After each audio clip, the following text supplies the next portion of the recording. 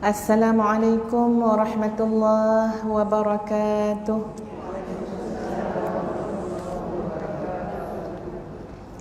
Mari kita mulakan kuliah kita pada petang ini dengan Ummul Quran Al-Fatihah.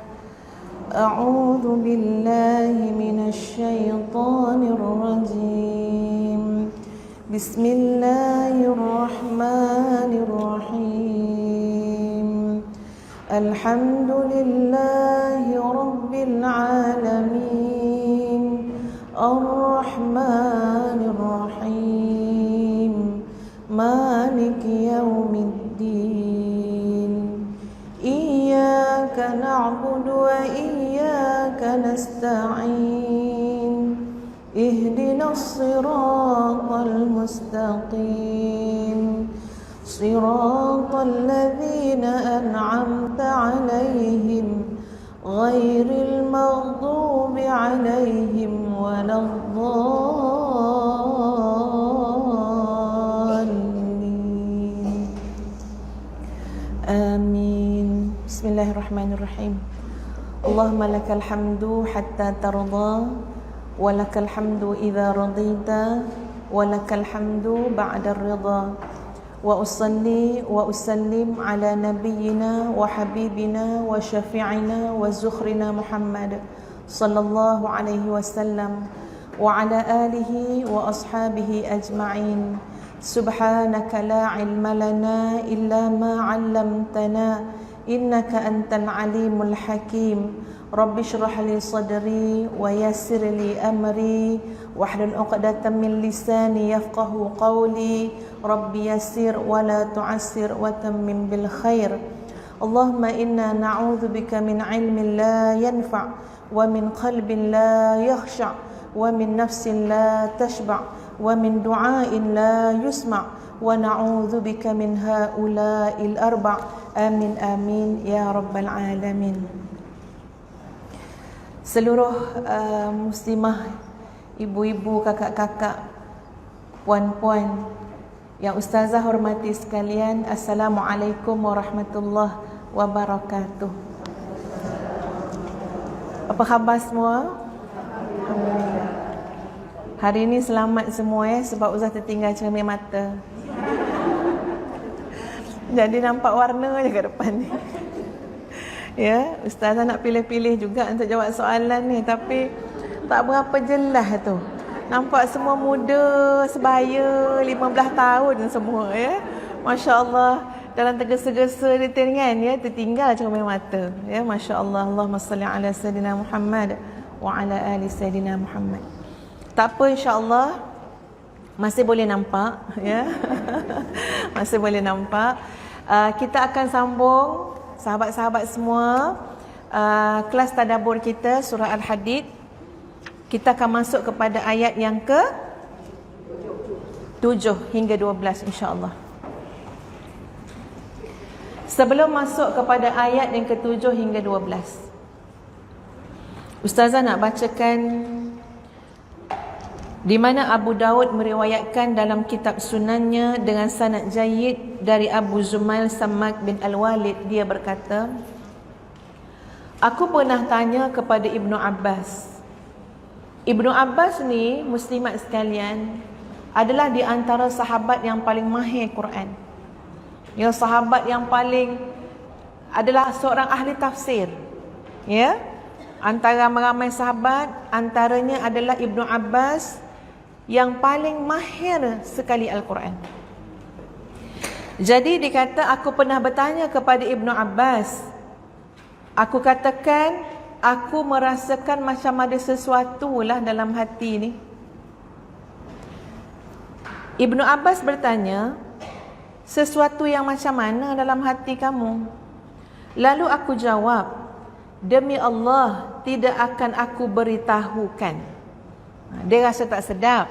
Ya, siapa ni? Abu Zumail Sammak bin Al-Walid. Dia rasa tak sedap jumpa dengan Saidina Ibnu Abbas, bagi tahu tak sedap tapi tak nak cerita lanjut apa yang tak sedap. Lalu Ibnu Abbas bertanya kepadaku, apakah yang tak sedap tu seperti sebuah keraguan?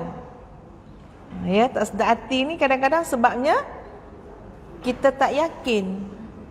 Kan? Kita tak yakin, ragu-ragu ni lah jadi tak sedap hati. Betul kan? Ya. Betul ke kelas ustazah tu hari ni? Selalu katanya minggu ketiga. Jadi ramai yang tak datang juga sebab apa? Dia ragu. Datang pun tak sedap jati tu. Dah ada plan lain dah. Kalau tak ada sekarang, ke mall jawabnya. Contohnya lah ya. Atau ke tempat lain pula jawab. Jadi dia tu tak tetap hati tu. Itu bahkan ditanya oleh Ibnu Abbas, rasa macam ragu-ragu ke? Keraguan ke? Lalu aku menjawab dan ketawa. Lalu kata Ibnu Abbas, tidak ada seorang pun yang dapat selamat daripada perasaan seperti itu. Ibnu Abbas melanjutkan, sehinggalah Allah Azza wa Jalla menurunkan firman-Nya dalam surah Yunus ayat 94. Bagaimana bunyi firman Allah dalam surah Yunus ayat 94? A'udzu billahi minasy syaithanir rajim. Fa in kunta fi syakkim mimma anzalna ilaik fas'alil ladzina yaqra'unal kitaba min qablik. Maka jika kamu, wahai Muhammad, berada dalam keraguan tentang apa yang kami turunkan kepada kamu, maka tanyakanlah kepada orang-orang yang membaca kitab sebelum kamu. Masya Allah. Nampak tak sahabat semua, apa penyakit rasa ragu dalam hati kita? Apa penyakit rasa tak jelas dalam jiwa kita? Ya, apa rawatan dia tuan-puan sekalian? Syifa ataupun rawatannya ialah fas'alil ladzina yaqra'unal kitab. Tanyalah pada orang yang membaca kitab. Dalam konteks ayat ini adalah satu ayat tuan-puan sekalian ya kepada Nabi kita Muhammad sallallahu alaihi wasallam. Kamu wahai Muhammad sallallahu alaihi wasallam, jika berasa ragu, jika berasa tidak yakin, maka tanyalah dengan orang yang telah membaca kitab sebelum kamu. Tapi kalau kita nak ambil faham macam mana para sahabat semua, kita bila ragu, kita bila tak jelas, kita bila was-was, maka tanyalah dengan orang yang membaca kitab Al-Quran, yang lebih dulu faham daripada kita, yang lebih dulu belajar daripada kita, yang boleh mengajar kita, yang boleh menjelaskan kepada kita. Itulah ubat kepada penyakit, apa saja penyakit dalam hati. Lalu aku berkata, dan dia berkata kembali kepada aku, dan apabila engkau mendapati sesuatu pada dirimu, maka ucapkanlah Surah Al-Hadid ayat yang ketiga. Ni lagi satu ubat dia. Masya Allah. Yang pertama ubat dia apa? Pergi belajarlah. Tanyalah orang yang dah tahu. Tanyalah orang yang dah faham. Pergilah tanya tok-tok guru tu kalau rasa dalam hati kita ada keraguan.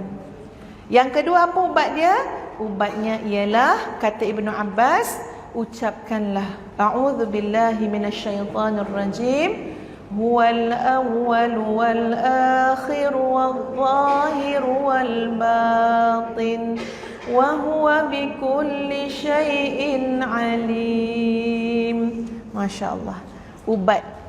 Dialah yang awal, dialah yang akhir, dialah yang zahir, dialah yang batin, dan dia maha mengetahui atas segala sesuatu itu, maha mengetahui.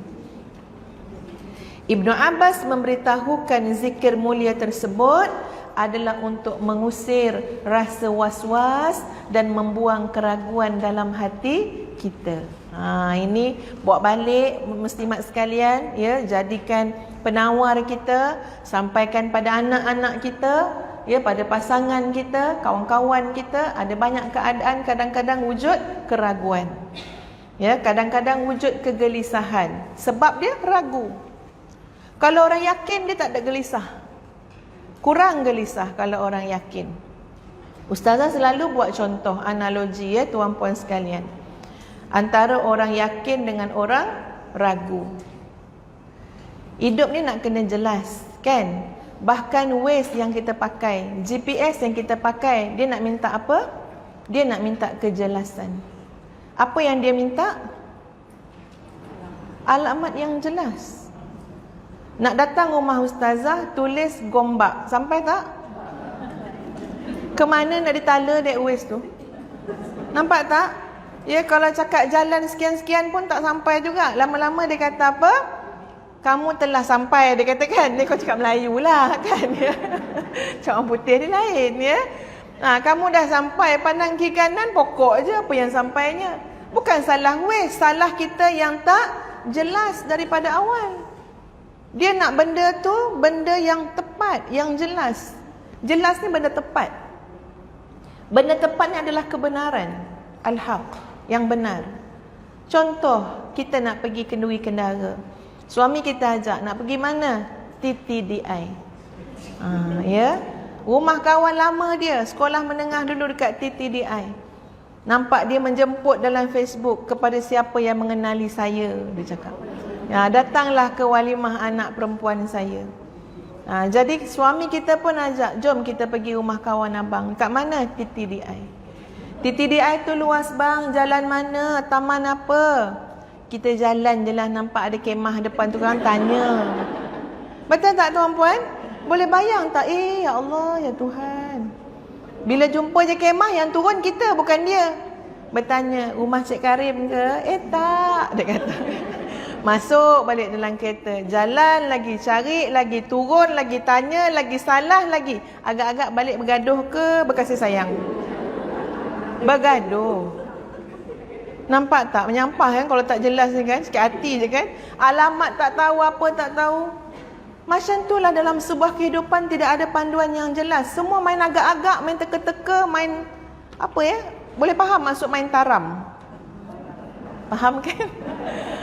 Main hentam je. Kita ada panduan, ada manual.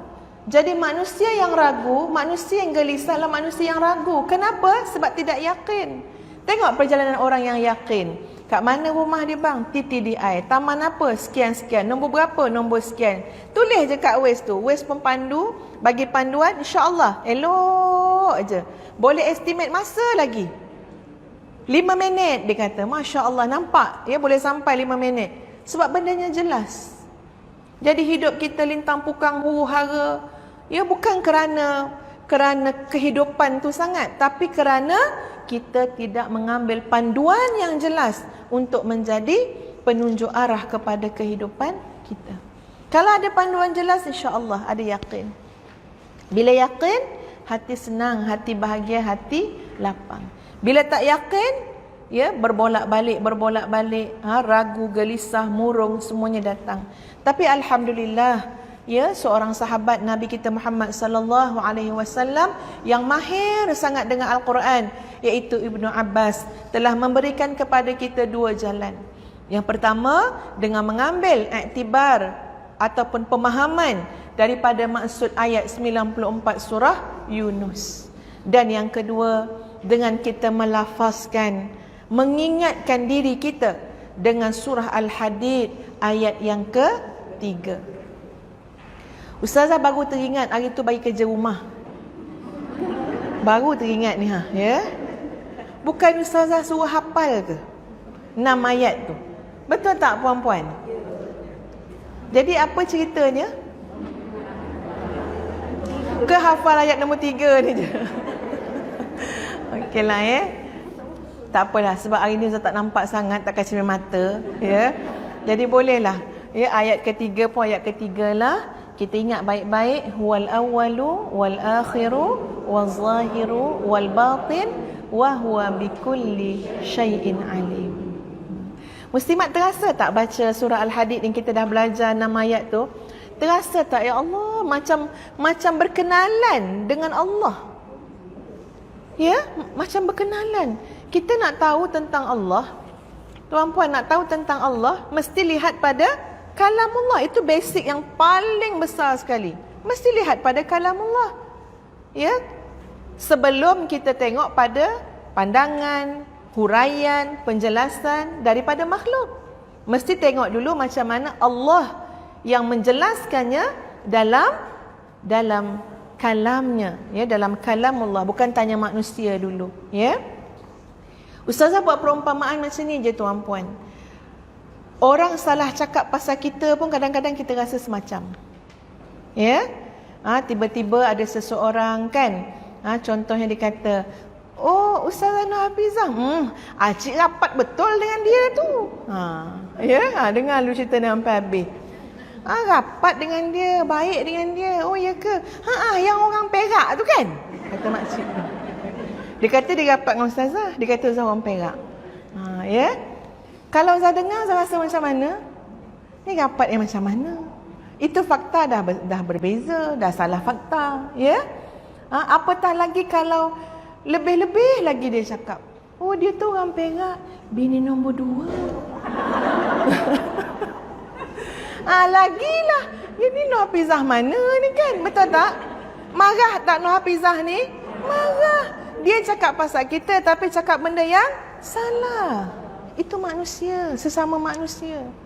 Walillahil mathalul a'la. Allah bukan banding dengan sesiapa pun. Apatah lagi bila kita nak bercakap tentang Allah, nak mengenal Allah, ma'rifatullah. Mana boleh kita tak tengok Quran? Mana boleh kita tak pandang, tak kaji, tak tadabbur Quran? Di situlah Allah menceritakan, Allah menjelaskan tentang, ya, yang kita nak kenal Allah, la ilaha illallah dalam Quran.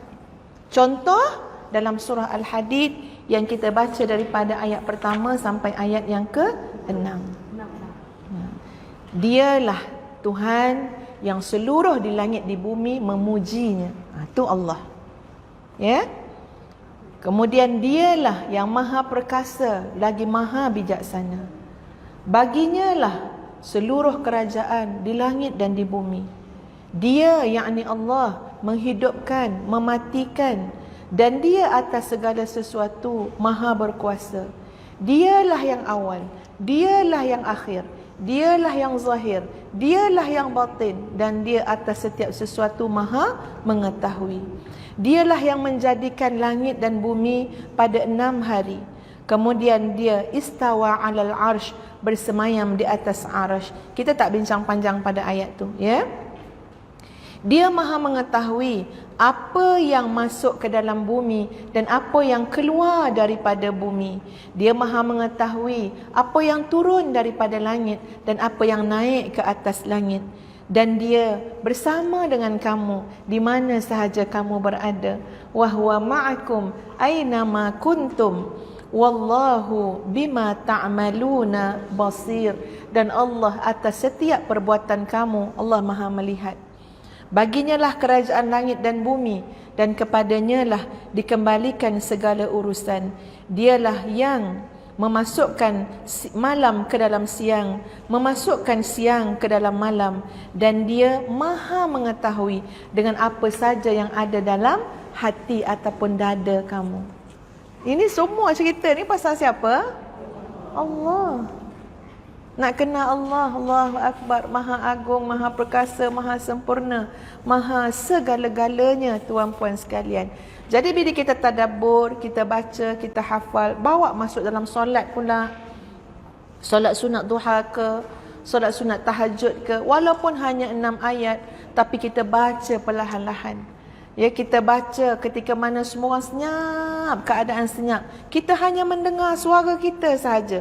Yang membaca kalamullah, mengingatkan kita untuk mengenal Allah Azza wa Jalla waktu tu. Kesan dia kepada jiwa kita terlalu hebat. Ya, dan insya-Allah sekarang muslimin muslimat sekalian, kita lihat pada ayat yang ke-7 hingga ayat yang ke-12 insya-Allah. Okey, siap semua sahabat muslimat semua untuk kita baca. Ustazah akan bacakan sebaris, nanti muslimat akan ikut, ya. Kita buat macam itulah.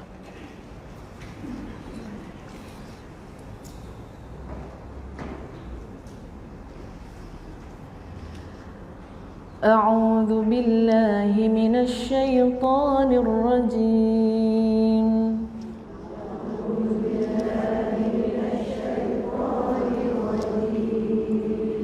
بسم الله الرحمن الرحيم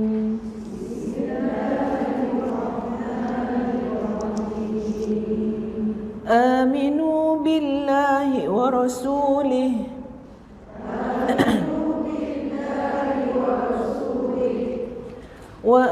وأنفقوا مما جعلكم مستخلفين فيه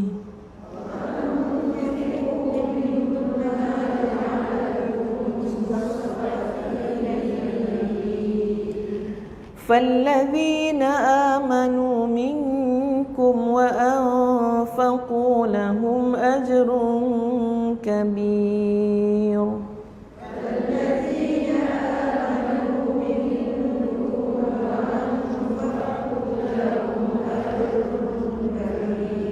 وما لكم لا تؤمنون بالله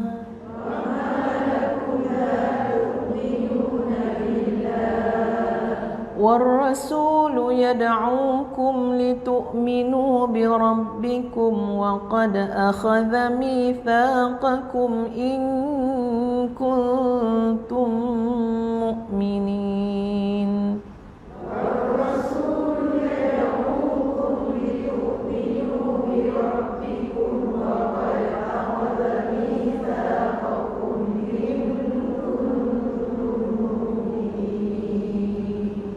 هو الذي ينزل على عبده آيات بينات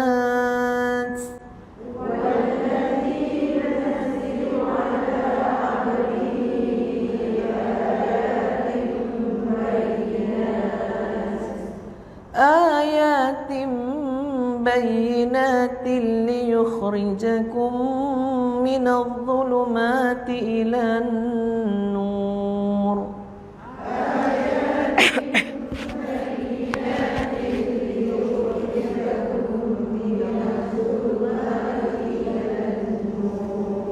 وإن الله بكم لرؤوف رحيم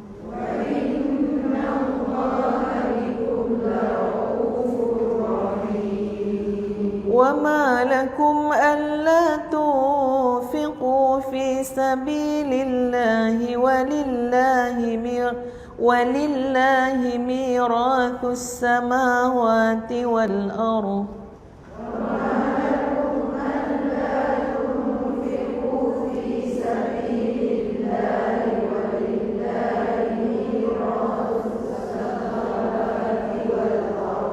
لا يستوي منكم من أنفق من قبل الفتح وقاتل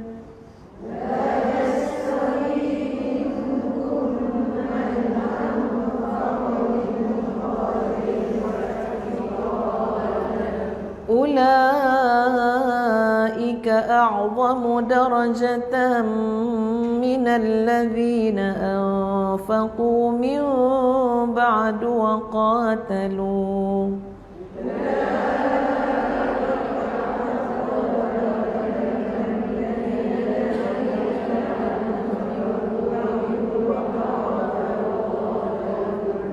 وكلا وعد الله الحسنى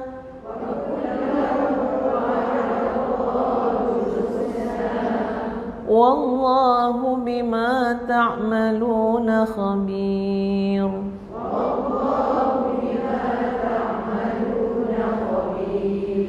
من ذا الذي يقرض الله قرضا حسنا فيضاعفه له وله أجر كريم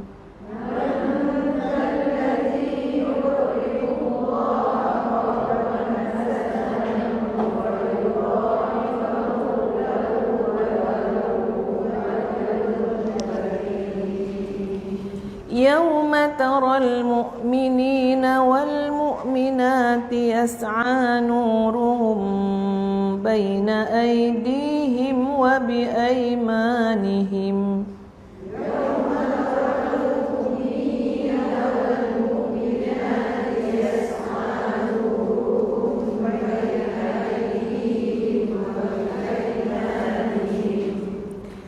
بشراكم اليوم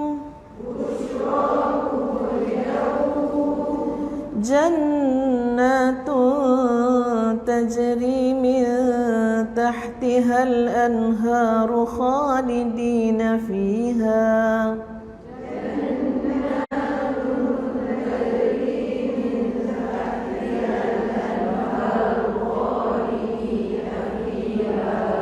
ذلك هو الفوز العظيم. Sadaqallahul azim.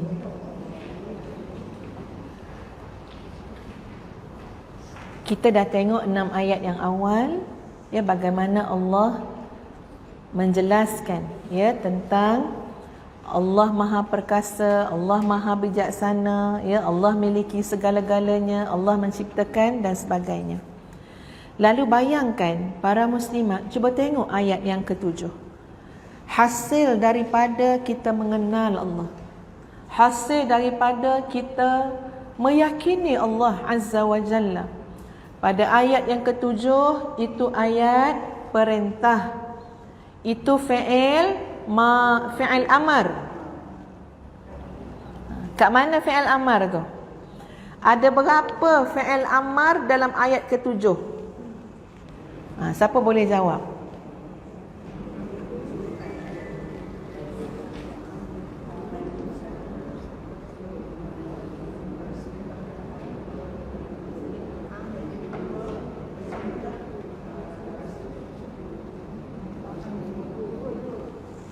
Ada berapa?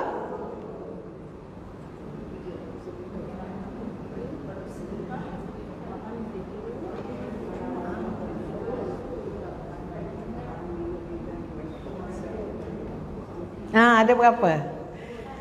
2. Okey, yang kata 2 angkat tangan. Yang kata 3? Yang kata 4? Macam 4 tu. Yang kata 4 angkat tangan. Yang tak berkata-kata. Entahlah ustazah. Ya. Okey, kalau tengok betul-betul macam 4 kan? Macam ada perkataan aminu, anfiqu, tapi kat situ ada 2. Ya? Sebab yang bawah tu fallazina amanu, itu bukan fi'il amar, itu adalah fi'il tadi angguk-angguk macam betul, ya. Itu adalah fi'il madhi, iaitu orang-orang yang telah beriman, orang-orang yang telah menginfakkan. Ya. Jadi perintah dia kat mana? Cuba bayangkan sahabat-sahabat muslimat semua, kita dah kenal Allah. Demikian hebatnya Allah. Bertambah rasa iman kita kepada Allah, yakin kita kepada Allah. Ataupun kita baca 6 ayat tadi, lalu apa perintah Allah? Aminu. Tolong beriman dengan Allah.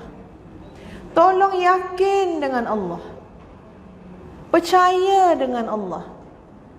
Walaupun menggunakan perkataan percaya itu tak cukup kuat untuk menggambarkan maksud iman. Sebab iman ini, muslimin muslimat, adalah sesuatu yang diyakini dengan teguh di hati, disebut dengan lisan, dan dibenarkan dengan tindakan, perbuatan, cara hidup dan kehidupan kita. Jadi kalau sekadar cakap percaya tu macam tak cukup kuat untuk menterjemahkan makna iman.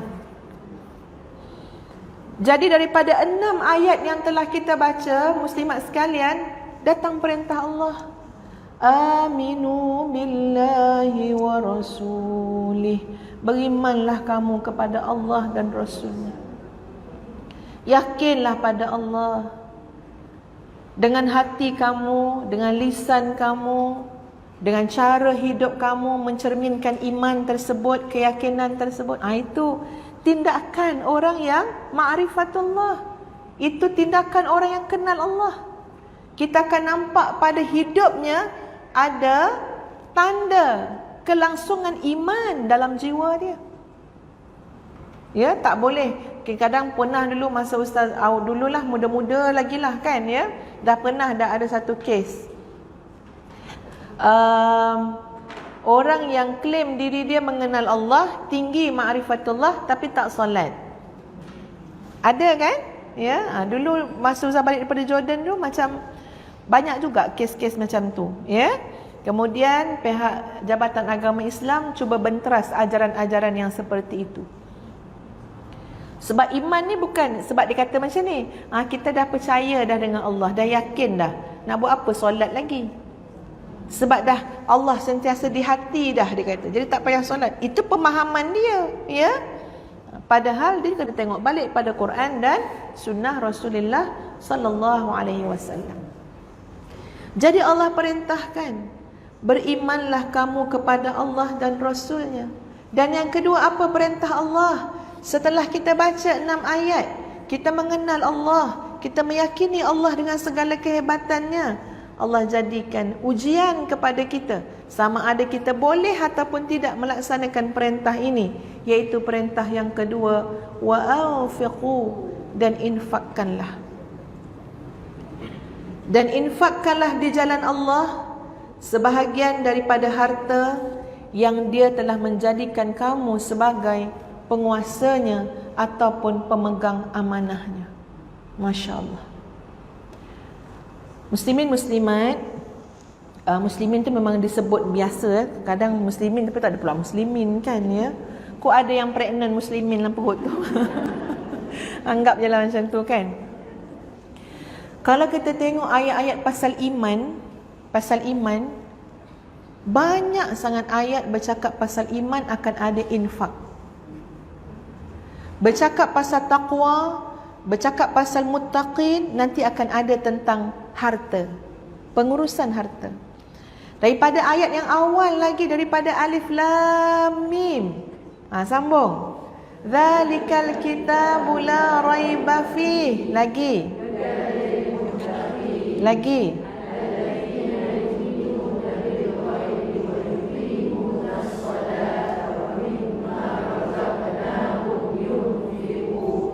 jumpa tak ayat infak? Wa mimma yunfiqun. Ayat tu menceritakan tentang golongan apa? Bertakwa kepada Allah. Tengok dalam surah As-Sajadah. Ya, Ustaz percaya kalau masih at-taqwa pun baca surah As-Sajadah kan, subuh-subuh kan, ya. Tengok surah As-Sajadah. Ini gambaran manusia yang Allah berikan kemuliaan akhirat besok. Akhirat besok, sahabat-sahabat semua, ketika mana manusia dikumpulkan, akan ada suara yang menyeru seperti ini. Tatajafa junubuhum 'anil madaji'i yad'una rabbahum khawfan wa tama'a. Sambung.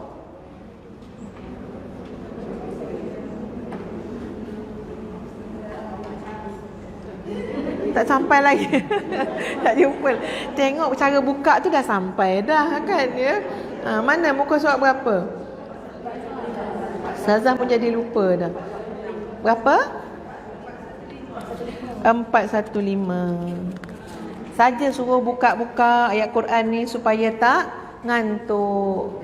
Jadi ada aktiviti kan? 415.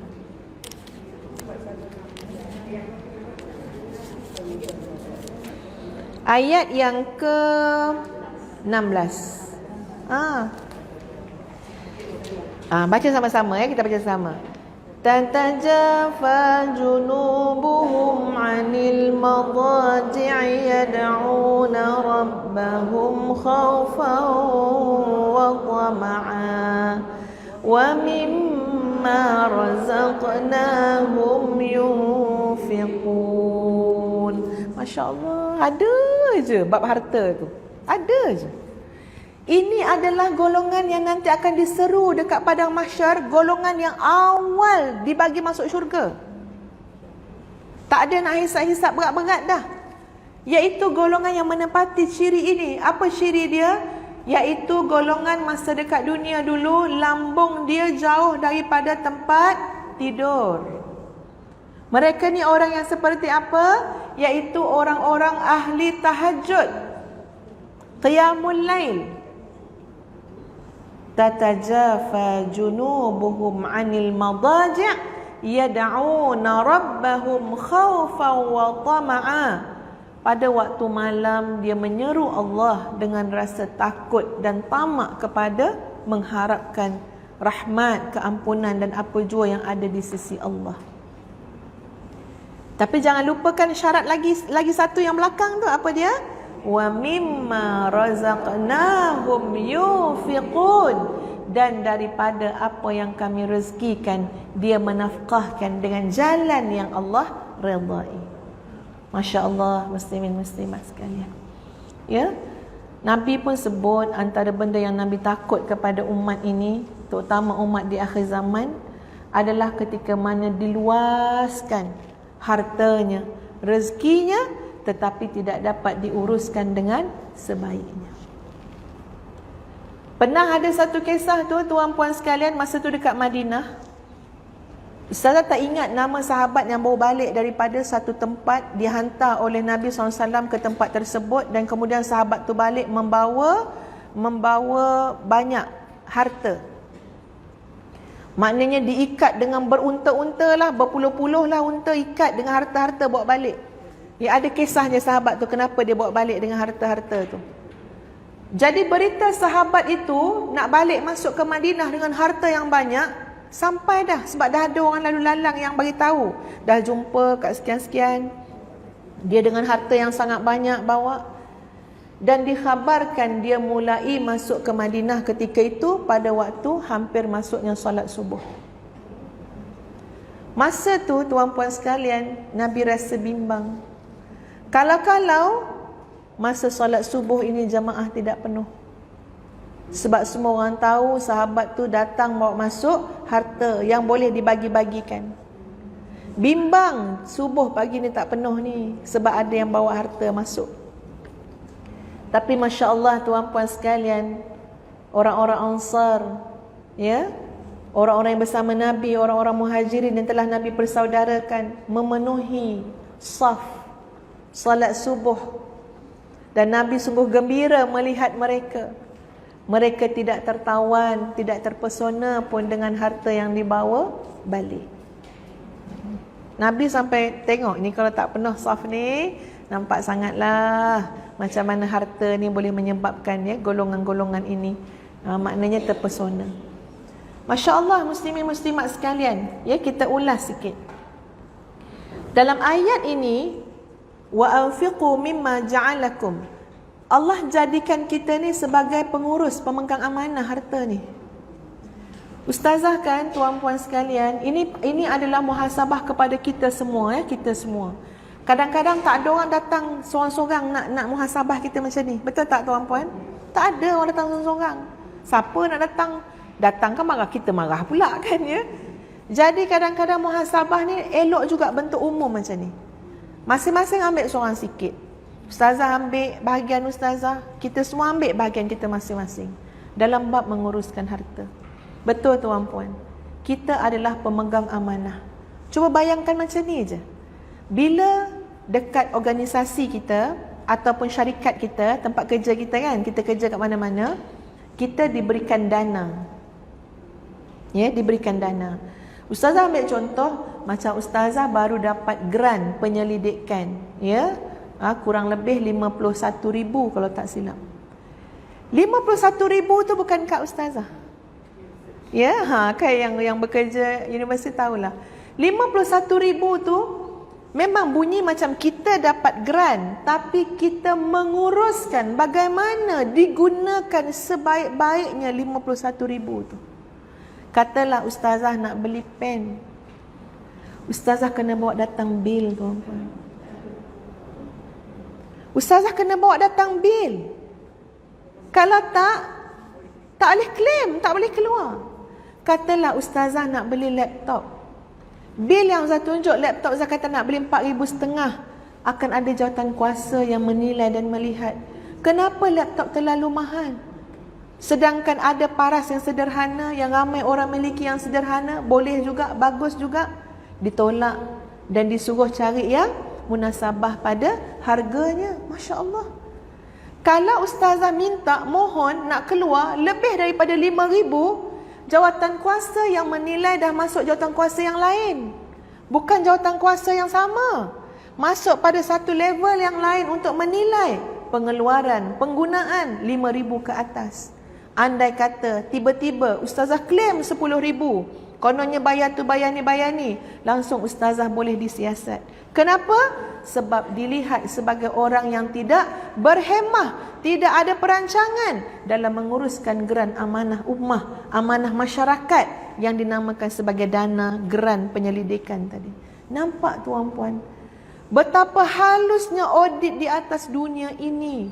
Bagaimana audit di mahkamah Allah Azza wa Jalla nanti. Itu je saya fikir bila masuk bab pengurusan keuangan geran masa tu. Terfikir la ilaha illallah. Ya. Kat dunia dah minta justifikasi tuan-puan. Andai katalah kita beli tu beli ni, kita kena berdepan dengan jawatan kuasa yang nak mendengar justifikasi kita. Kenapa begini? Kenapa begini? Kenapa tak begini? Kalau depan manusia pun justifikasi, ya payah pula bercakap ni. Ya, depan manusia pun justifikasi kita tak laku, apatah lagi di hadapan Allah. Nampak tak tuan-puan? Jadi Tuhan, Allah bukan bagi kita 50,000. Allah bagi kita terlampau banyak dah. Mana datangnya, macam mana makainya, macam mana mengurusnya, apa justifikasinya. Dan di saat itu mulut tidak boleh bercakap lagi.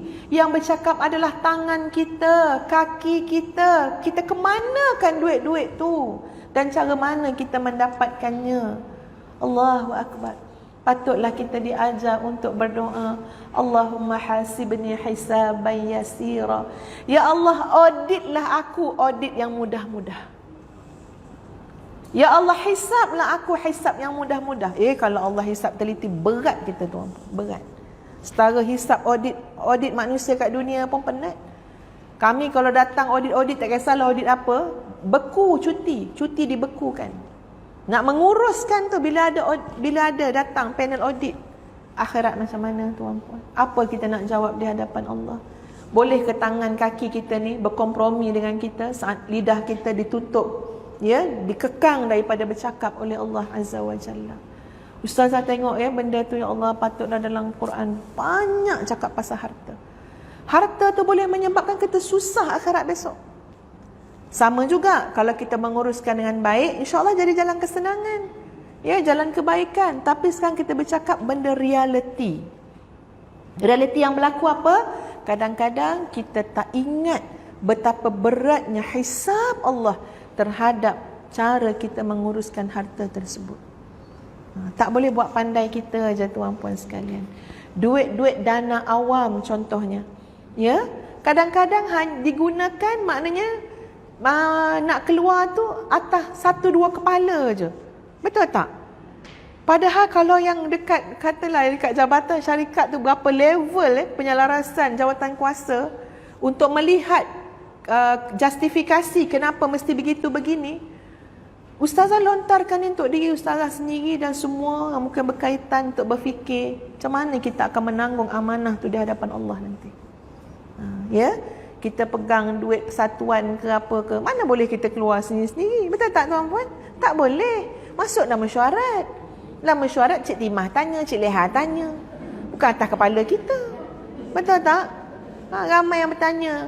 Ya, kita belilah berapa pinggan mangkuk tu. Senang kita sekarang persatuan kita buat makan-makan. Berapa harga satu set? Dalam 15,000, kata Kak Timah. Agak-agak Kak Leha setuju. Ya. Tapi bila tak ada fikiran yang lain, tak ada kepala orang lain, tak ada jawatan kuasa yang melihatnya, kita boleh jadi menguruskannya dengan Hawa nafsu. Kalau duit kita tak apa lagi. Duit ummah, duit dana awam, duit orang lain. Masya Allah, manusia yang jujur dan amanah tu sangat dekat dengan Allah. Sangat dekat dengan Allah. Yang takut sangat. Ya, ustazah ada seorang sahabat tuan-puan, arwah dah dia, meninggal dah dia. Dia meninggal usia dia kalau tak silap saya tak sampai 30 meninggal. Ya. Jadi ceritanya, mungkin ada yang dah dengar kat cerita ni, tak apalah ulangan macam Astro kan ya. Apa tu? Sahabat ustazah ni, dia adik lah pada ustazah senior lah pada dia. Dia bekerja dekat tahfiz sekolah tahfiz kakak ustazah. Ya, dekat Darul Furqan. Jadi dia kerja kat situ. Tengah hari dia akan jaga pejabat. Pejabat kan kerani tu tengah hari pergi makan. Jadi ustazah dia lah tolong jaga pula tengah hari, dia shift macam tu sebab orang kan datang juga tengah hari tu kan urusan sekolah. Okey. Ustazah ni datang daripada luar, kemudian nak pergi ziarah kakak di sekolah tu. Anak ustazah pun ketika itu ada sekolah situ juga. Lepas tu ustazah ni adalah urusan ustazah perlu kepada selotip. Selotip ni je dia macam mana? Itulah dia. Kalau cakap Melayu dia selotip. Cakap Melayu dah lah kan. Okeylah, selotip tu lah. Selotip tu cakap Melayu ya. Okey, jadi ustazah ni masuklah dekat pejabat tu. Kan? Banyaklah atas meja tu penuh dengan kelengkapan-kelengkapan. Ni peralatan untuk alat tulis. Ustazah pun cakaplah dengan dia. Ustazah kata, apa ni kak cik nak ni lah, nak selotip ni lah ya. Lepas tu dia ni pegang selotip tu. Dia ambil, dia nak bagi, tapi dia timbang macam ni. Dia kata, kak cik maaf nak tanya, ini urusan sekolah ke urusan peribadi? Ini kan ustazah. Padahal tu sekolah kakak ustazah. Ya? Suami dia Ustaz Saleh Sani. Mungkin pernah ngajar kau kat sini dulu. Ya? Ustaz Saleh Sani Al-Hafiz. Jadi ustazah kan, maknanya Masya Allah dia boleh tanya ke adik guru besar. Dan adik guru besar ni pula ustazah juga. Tapi dia boleh tanya, nak guna ni untuk urusan sekolah ke urusan peribadi. Dan memang tuan-puan, masa tu memang urusan ustazah sendiri je lah. Ya, pesen sangat kita kira kan ya. Tapi bila dia tanya sambil dia pegang benda tu, kita jadi malu. Kita nak ambil kat tangan dia. Ya, dia bertanya ikhlas, jujur tanya soalan, kita jawab je lah. Ustazah pun terpaksa jawab. Untuk urusan kak cik. Dia pun kata, maaf kak cik, kalau urusan sekolah tak apa je, tapi kalau urusan peribadi kena bayar. Macam mana Ustaz nak nilai selotip tu? Ya, kena bayar. Ya, Ustaz pun tak ingat dah apa akhir cerita tu, apakah Ustaz ambil dan bayar sekaligus ke apa ke kan. Tapi Ustaz masuk kat dalam rumah, jumpa kakak Ustazah, kata apa? Ya Allah, Kak Lang, Ustazah Fatin tu, sampai kita nak minjam ni pun dia tanya urusan sekolah ke urusan peribadi. Ya, lepas tu kakak Ustazah kata, dek, bukan adik je kena tanya, dengan akak-akak pun dia tanya. Guru besar sekolah. Dia tanya. Sampai kan ada adik pada suami kakak Ustaz, suami kakak tu, adik dia datang nak pinjam telefon sekolah, telefon kat pejabat. Dia tanya, urusan apa? Urusan sekolah ke urusan peribadi? Masya Allah. Kita ingatkan ni cerita-cerita zaman dulu tuan-puan. Tapi amanahnya dia ketika mana diberikan tanggungjawab. Bukan sekolah dia pun. Dia boleh tak heran je soal selotip berapa sen je pun. Tapi dia nak menjaga komitmen dia, amanah yang besar dengan Allah, di hadapan Allah. Hamba Allah ni, subhanallah muslimat sekalian, bagi ustazah adalah hamba yang sangat terpilih. Ini ustazah punya zan, sangkaan, tanggapan, mudah-mudahan di sisi Allah jauh lebih baik daripada tanggapan ustazah. Tuan-puan, pada usia tak sampai 25 tahun, Ustazah Fatin ni Allah uji dengan kanser payudara. Kanser payudara. Dia nak kahwin, tapi masa tu tak ada calonnya. Tak ada calon. Sehinggalah Allah takdirkan, tuan-puan sekalian, ada seorang laki-laki datang ke tahfiz, nanya, kok ada orang nak nikah? Depan ni ada pula lah orang tahfiz tanya soalan tu kan, ya. Nak nanya ke ustaz tu, ada tak orang tengah mencari juga? Sebab dia pun tengah mencari juga. Jadi kok sama-sama mencari, boleh dijodohkan kan? Dijodohkan, ya. Jadi walaupun laki-laki yang datang tu usianya lebih tua, kerjanya kerja kampung, petani, peladang, tuan-puan sekalian, tapi ketika mana Ustazah Fatin tahu ada seorang laki-laki sedang mencari calon isteri, dia telah istikharah. Peladang, tuan-puan, petani, duduk jauh lah kat satu tempat, rahsia kecuali dipaksa. So tahulah cerita dia sebab Ustazah dekat kan dengan tempat ni kan, ya, dengan Darul Furqan tu. Jadi istikharah apa semua, hingga akhirnya dia kata insya-Allah mudah-mudahan ni jodoh yang baik untuk dia. Kami semua terkejut, betul ke ni Fatin? Ya, Fatin lepasan Mesir, ada degree, betul ke ni? InsyaAllah tak apa, saya sakit dia. Ya, saya pun sakit. Kita memang tak nampak hikmah di masa tu, tuan-puan. Tapi ini memang orang terpilih, ya, tuan-puan, ya. Masya Allah. Dan Ustazah, alhamdulillah dapatlah make upkan si Fatin ni masa dia kahwin. Kalau Fatin masuk syurga, bawa lah Ustazah sekali kan, ya. Paling tak sebut yang tu lah, Ustazah tolong bedak-bedakkan dia. Jadi bila orang tengok tu ada yang kata berseri muka Fatin, dia kata kan, adalah Ustazah pakai-pakaikan kat muka dia. Masa tu ingat lagi. Lepas tu tuan-puan, lepas tu tak ada orang dah berani untuk Ustazah make upkan masa kahwin. Sebab 2 orang Ustazah make upkan dah meninggal. Pertama Fatin, kedua adik ipar Ustazah. Semua meninggal muda sebelum umur 30. Lepas tu anak Ustazah pun tak nak dah Ustazah make upkan masa dia kahwin. Tak payah Umi, tak payah, dia takut. Ya. Muslimat sekalian, kahwin dia, betul dia sakit. Sakit dia, Masya Allah. Ya. Kami pergi jauh kat tempat. Dia berhenti kerja, pergi sana jauh tempat tu. Dia senyum je. Yang kami ni, masa tu kami tak tahu yang dia ni kanser payudara, sebab dia datang tu semua dia pakai selimut elok je. Dan dia tak mengerang-ngerang, dia tahan.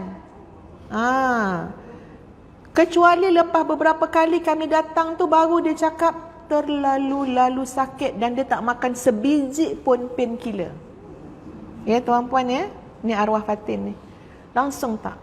Lepas tu kakak Ustazah ni baik dengan dia kan, pujuk dia. Tanya dia, sebenarnya apa ya? Ada apa? Sebab kita pun dah nampak macam ada benda besar, ya. Dia punya tu, dia alas nampak macam berai-rai kan. Kami tengok tuan-puan, Masya Allah. Macam bunga kobis dah.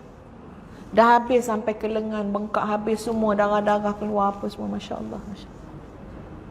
Nak terduduk tersandar rasa Ustazah dan kakak Ustazah boleh lagi tengok tu, tak cakap apa-apa, semua kat dalam mati je. Tapi kakak Ustazah tak dapat, ya Allah macam tu, ya, tengok benda tu. Lepas tu dia pun bercakap, dia kata dia tak nak susahkan suami dia dan keluarga suami dia kalau rawatan memerlukan kepada duit. Dia tanggung seorang-seorang, tuan-puan. Semangat dia. Pendek cerita macam ni je lah. Sampai satu hari tu, kami memang dah suruh dah hantar hospital, dah bagi segala macam apa. Tapi dekat je dengan kami datang tu, tiba-tiba dapat berita Fatin dah meninggal dunia. Pada hari tu, hari yang dia meninggal tu, tuan-puan, oksigen dah tak ada, dah terlampau sikit dalam darah kan. Jadi dah semput apa semua, dah dibawa ke hospital. Dekat hospital, dia nak pakai telekung, dia nak solat maghrib. Ambil wuduk, solat maghrib, pakai telekung. Habis solat maghrib, nak ambil wuduk lagi, nak solat sunat. Nak ambil wuduk lagi, nak solat sunat. Nak ambil wuduk lagi, nak solat sunat. Mak dia kata, wuduk tadi ada lagi nak. Tak, nak ambil wuduk juga untuk solat. Maknanya, tiap-tiap solat sunat dia tu dengan wuduk yang baru. Dan dalam keadaan itulah, beliau meninggal dunia. tuan-puan, ya. Tak lama pun hidup dia, tak sampai umur 30 pun. Amanah yang dia ada tu, walaupun kita nampak kecil, tapi kalau datang daripada ketakwaan kepada Allah, nilainya sangat besar. Itulah dia manusia pilihan. Ya, dah tak ada dah. Mudah-mudahan maknanya dengan apa yang saya cakap tu, tanggapan kita memang husnul khatimah. Bersih. Ya, senang. Tak banyak nak dihisap. Tak banyak nak hisap tu tak ada apa. Ya, harta pun tak, Allah tak bagi banyak kat dia. Masya Allah. Jadi tuan-puan sekalian, ini untuk perhatian kita semua. Allah perintahkan kita beriman kepada Allah. Kesan daripada iman, kesinambungan daripada iman, kita mampu menginfakkan harta kita, menguruskan harta kita dengan penuh amanah. Maknanya, jangan kita kata kita beriman dulu kalau kita selalu keberatan dalam bab infak, selalu keberatan dalam bab menguruskan harta dengan benar. Kalau kita hanya menguruskan harta mengikut hawa nafsu semata-mata, mari kita cakap kat diri kita sendiri, sedarlah banyak mana sangatlah iman yang ada pada hati kita. Jadi benda ni tuan-puan, peringatan untuk kita semua dan orang-orang yang beriman daripada kamu, dan orang-orang yang menafkahkan harta, lahum ajrun kabir, bagi mereka pahala yang sangat besar, ganjaran yang sangat besar. Kita tu kena selera dengan pahala ni tuan-puan, ya. Kena selera dengan pahala macam mana orang yang mencintai dunia selera dengan harta. Ya, selera betul kita. Kalau kata pahala tu, sedapnya, lazatnya, nikmatnya, macam tu. Kadang-kadang anak-anak kat rumah kan, cuba kalau kita suruh dia basuh pinggan, anak dara 5 contohnya, suruh yang nombor 2 basuh pinggan, dia mempertikaikan kenapa nombor 1, nombor 3, nombor 4, nombor 5 tak basuh pinggan. Betul tak? Kadang-kadang perangai manusia tu macam tu. Jadi kita latih dia. Apa yang kita dapat bila kita basuh pinggan? Mudahkan urusan orang dalam rumah ni. Tolong bantu mak ayah kita. Kita dapat apa? Pahala. Pahala ni peluang, bukan beban. Kalau kita yakin pahala ni peluang, pahala ni tawaran, bukan beban, apakah kita akan pertikaikan? Kenapa tidak yang pertama? Kenapa tak yang ketiga? Kenapa tak yang keempat? Atau bila kita tahu ini peluang bukan beban, kita berebut nak buat. Kita suka kepada pahala macam mana pencinta dunia suka kepada harta. Tak payah kata orang lain, jangan pula fikir itulah orang sebelah rumah tu pencinta dunia. Bukan orang lain, kita. Ya, kita. Macam mana kita sayang kepada harta, suka kepada harta, sekarang lihat balik. Macam mana nak bagi aku ni suka sangat pada pahala. Ya, ni amat sungguh pada pahala. Jadi mana saja jalan pahala, kita ke depan. Wa yusari'una fil khairat, bersegera dalam melakukan kebaikan. Jadi Allah tawarkan, kamu beriman pada Allah, kamu infak harta kamu di jalan Allah, lahum ajrun kabir, bagi kamu pahala yang besar. Masya Allah tuan-puan, datang pula ayat yang ke-8. وَمَا لَكُمْ لَا تُؤْمِنُونَ بِاللَّهِ. Macam mana nak terjemah ayat ni? وَمَا لَكُمْ ni, kamu ni kenapa? Itu nak terjemah bahasa kita ni. Kamu ni dah kenapa? Orang Kelantan lagu mana pula? Mu ni apa? Nak bagi faham lah gitu. Kalau orang utara, awak hang ni. Itu amalakum. Ya, kalau orang Sembilan, kau apa kono ya. Itu amalakum. Kenapa ni? Kenapa dengan keadaan heran? Heran. Setara tu Allah nak bagi pahala, setara tu Allah nak bagi syurga, setara tu Allah cerita bagaimana hebat dan agungnya Allah Azza wa Jalla, bagaimana Allah memiliki segala-galanya di langit dan di bumi. Jangan cakap pasal harta yang sikit tu. Segala di langit dan di bumi. Masih berat kamu tidak boleh beriman kepada Allah, tidak boleh yakin kepada Allah. Kamu ni jenis apa? Kamu ni dah jadi apa? Kamu ni kenapa? Kalau nak kena kerah lagi, Botol ke tak botol kau ni? Macam tu ya. Maknanya dia ni betul ke tak betul? Otak ada ke tak ada? Macam tu tuan-puan. Sebab apa? Kan kita dah beritahu betapa hebatnya Allah Azza wa Jalla. Takkanlah hanya kerana takut miskin tak boleh sedekah. Takkanlah hanya kerana dunia, ya, kerana makhluk kita jadi kurang iman kepada Allah. Allah tanya dalam ayat yang ke-8. وَمَا لَكُمْ لَا تُؤْمِنُونَ بِاللَّهِ وَالرَّسُولُ يَدْعُوكُمْ لِتُؤْمِنُوا بِرَبِّكُمْ وَقَدْ أَخَذَ مِيثَاقَكُمْ إِن كُنتُم مُؤْمِنِينَ. Mengapa kamu tidak beriman pada Allah, padahal Rasul mengajak kamu beriman kepada Tuhanmu, dan dia telah mengambil janji setiamu jika kamu benar-benar orang yang beriman, orang mukmin. Huwallazi, dialah Tuhan yang menurunkan, yunazzilu ala abdihi ayatin bayyinat, dialah Tuhan yang menurunkan ayat-ayat yang terang, yakni Al-Quran, kepada hambanya, yakni Nabi Muhammad SAW, untuk mengeluarkan kamu daripada kegelapan kepada cahaya.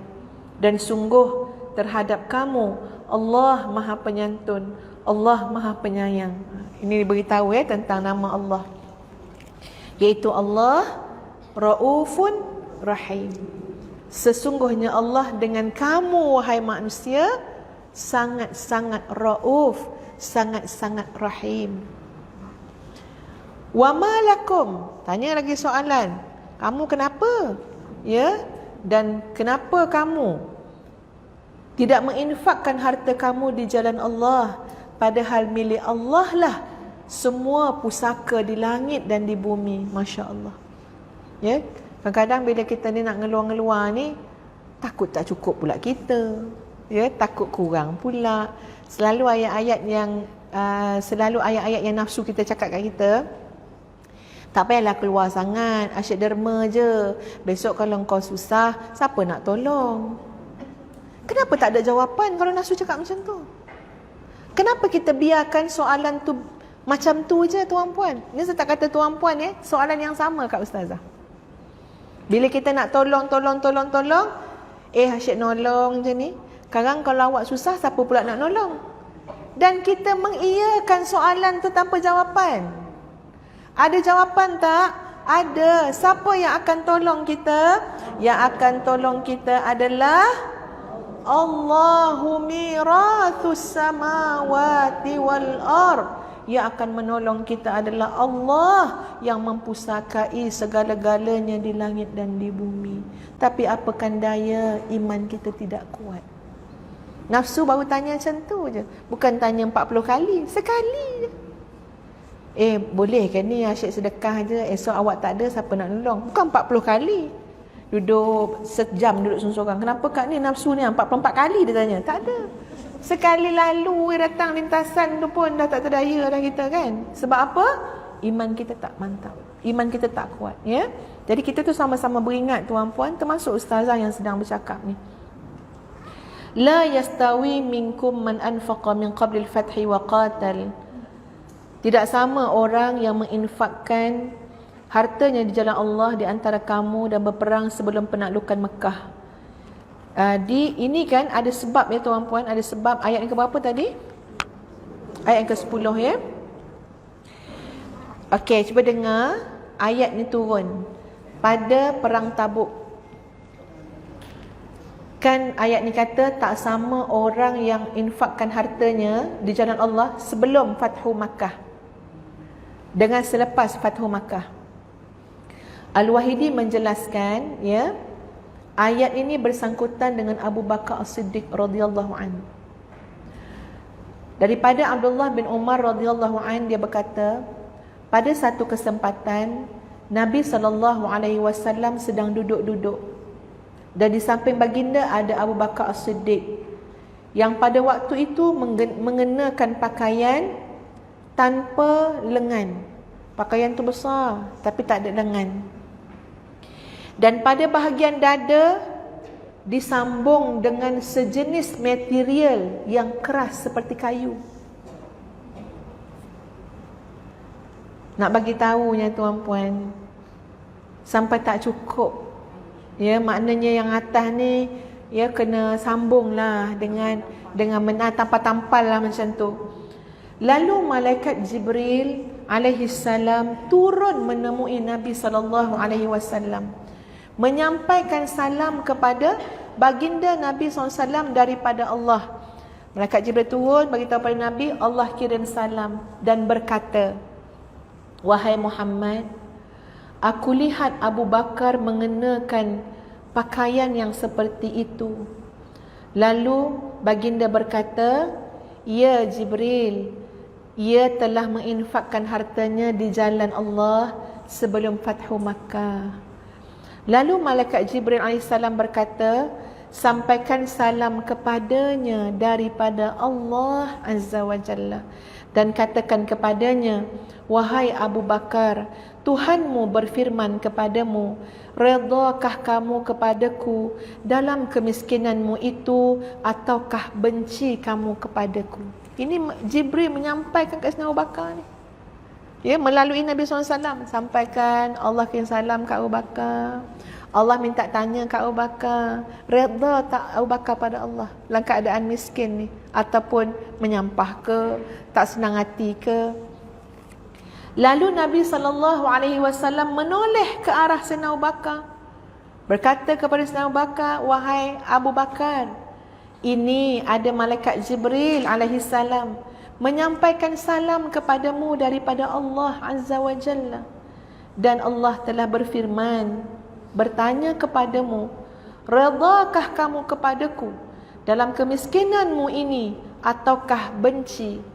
Mendengar hal itu, Abu Bakar As-Siddiq pun menangis sungguh-sungguh dan berkata, apakah mungkin kepada Tuhanku aku marah? Sungguh aku redha kepada Tuhanku, sungguh aku redha kepada Tuhanku. Turun ayat ni, 10 ni. Tak sama orang yang menginfakkan ya hartanya di jalan Allah sebelum Fathu Makkah. Kenapa? Apa beza dia? Bila Fathu Makkah ni macam kemenangan, dia dah jadi lain dah. Masa tu dah ada kuasa, dah jadi lain dah. Ya, dah ada negara Islam Madinah apa semua dah terbentuk, mulai terbentuk. Tapi sebelum Fathu Makkah, Allahu Akbar, lain macam dia punya ujian kesusahan, dipulaukan ya, disakiti. Pada waktu itu sangat memerlukan sokongan sahabat-sahabat yang boleh berkorban di jalan Allah. Tak nampak kemenangan lagi waktu tu, tak nampak jawatan, tak nampak pangkat, tak menang, belum nampak apa. Lain lepas Fathu Makkah, mungkin boleh jadi governor. Lepas Fathu Makkah, mungkin dihantar ke sana ke sini, negara-negara di bawah pemerintahan wilayah. Ya, jadi berbeza. Nak bandingkan sebelum Fathu Makkah, yang nampaknya apa dia? Penderitaan, penindasan. Tak nampak habuan-habuan dunia ni, tak nampak.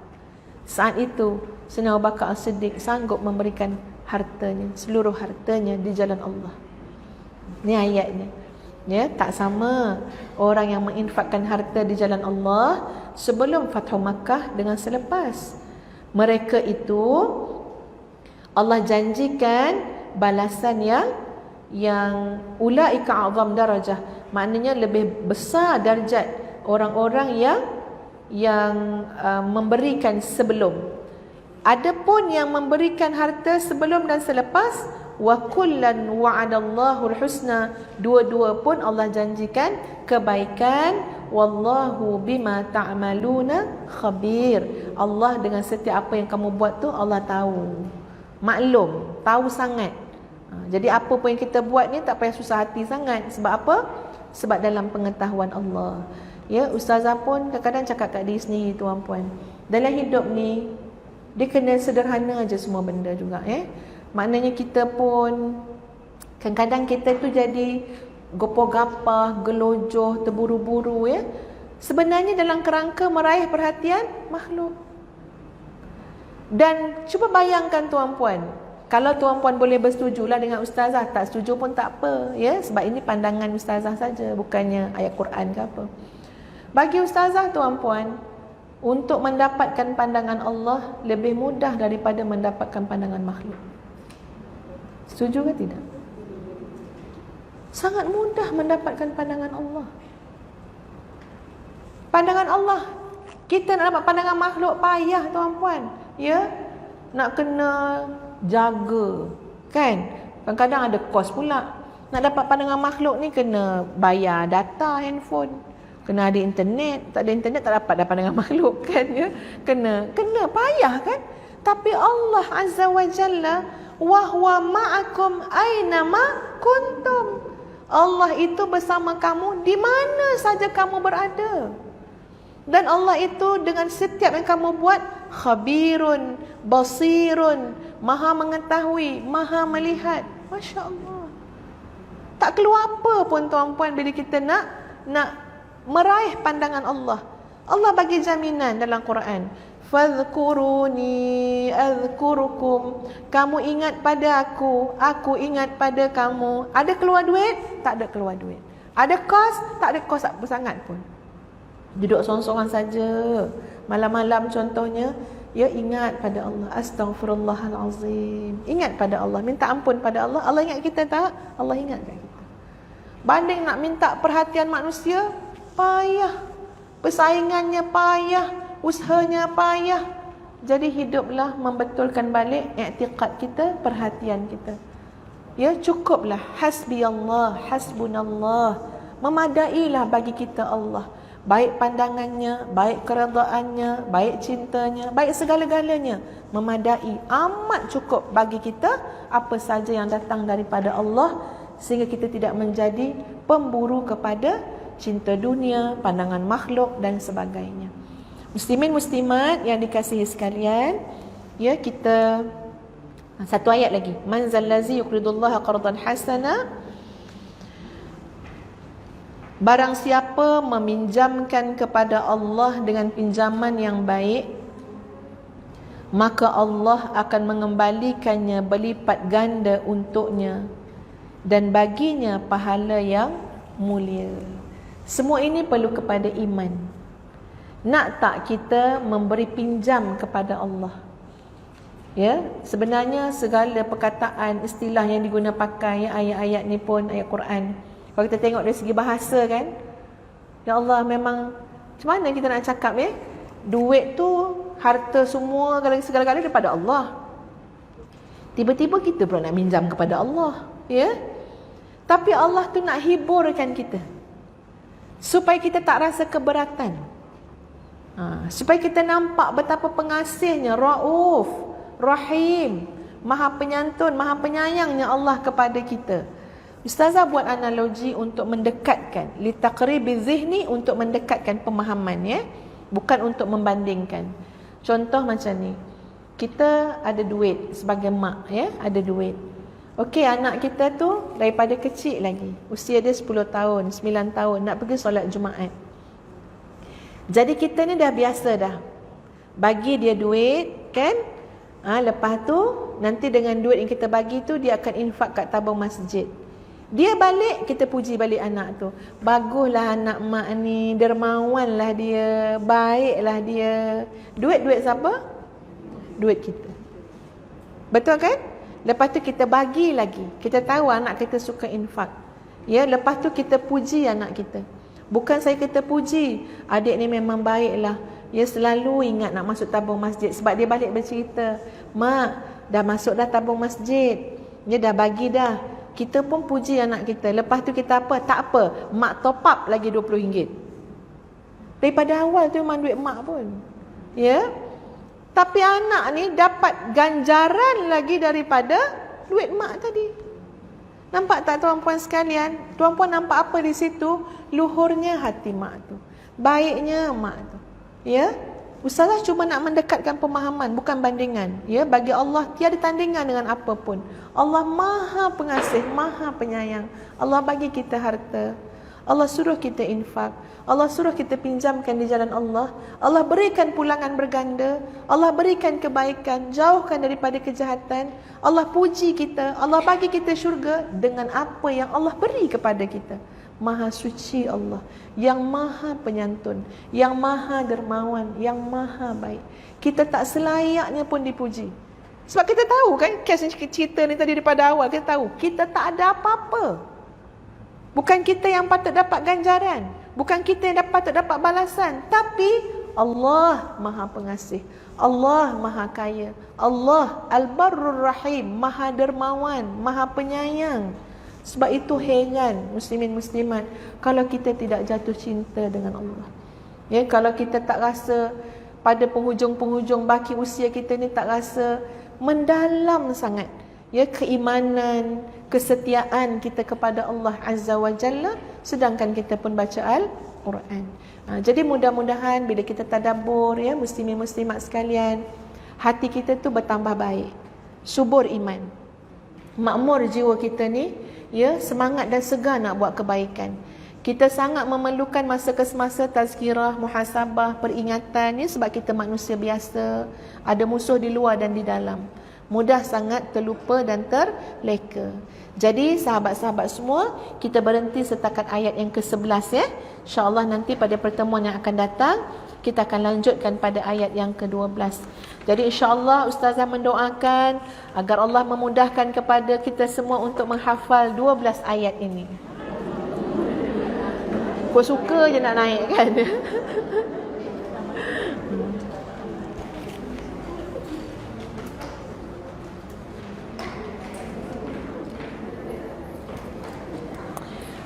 Ustazah akhiri ya tuan-puan dengan satu hadis Nabi SAW. Imam Ahmad meriwayatkan daripada Abdullah bin Asy-Syikhir radhiyallahu an, ia berkata, Ataitu Nabiy sallallahu alaihi wasallam wa huwa yaqra. Aku datang menemui Nabi SAW dan ketika itu baginda sedang membaca Alhaakumut takatsur hatta zurtumul maqabir. Kamu dilalaikan dengan mengumpul, koleksi. Macam-macam koleksi. Dengan koleksilah kamu dilalaikan. Sampai bila? Sampai bila nak ngambil koleksi ni? Hatta zurtumul maqabir. Sampai kamu menjadi tetamu kubur.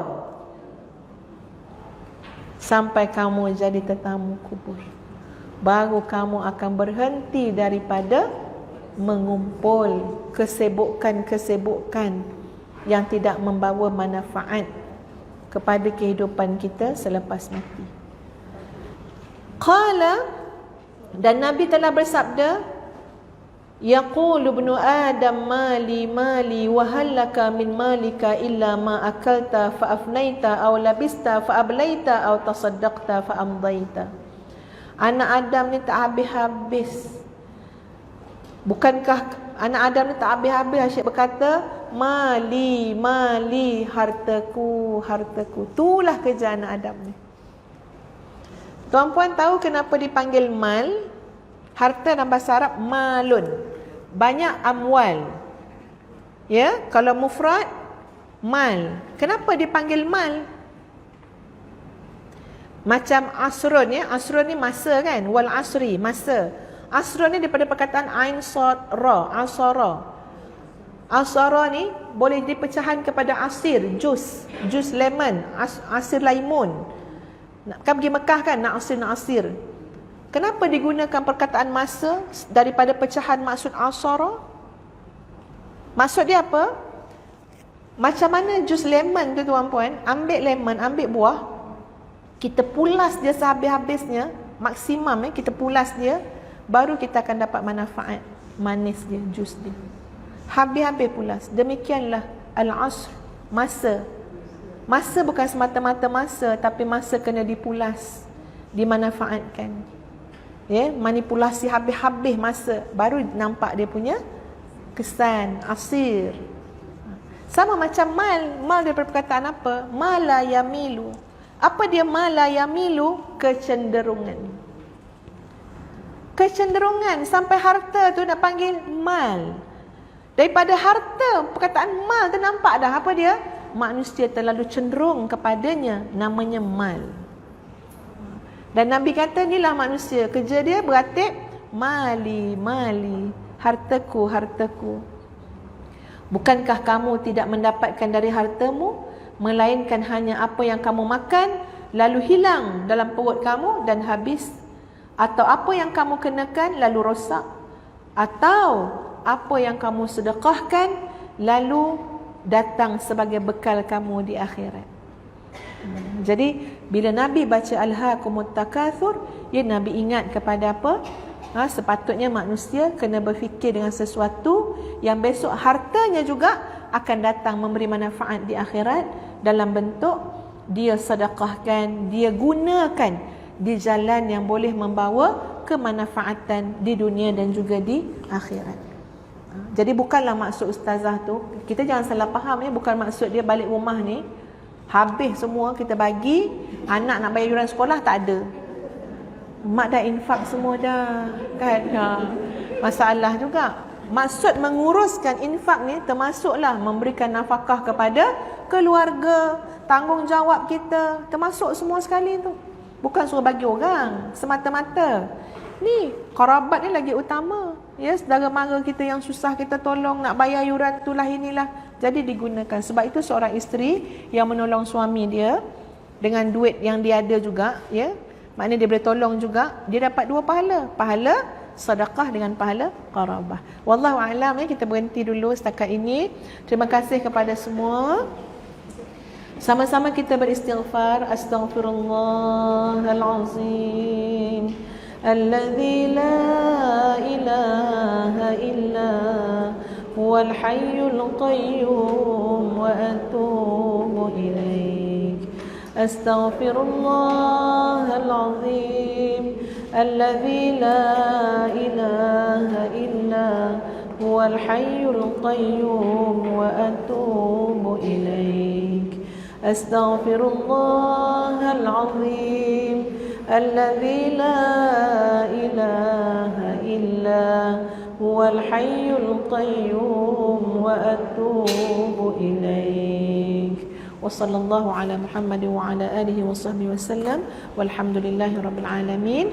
Assalamualaikum warahmatullahi wabarakatuh. Kita tangguhkan dengan suratul As dan tasbih kafarah.